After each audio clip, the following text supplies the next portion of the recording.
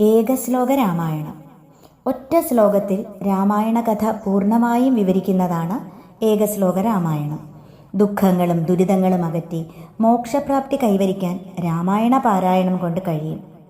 ഇതേ ഫലസിദ്ധി തന്നെയാണ് ഏകശ്ലോക രാമായണം ജപിച്ചാൽ നമുക്ക് ലഭിക്കുന്നത്.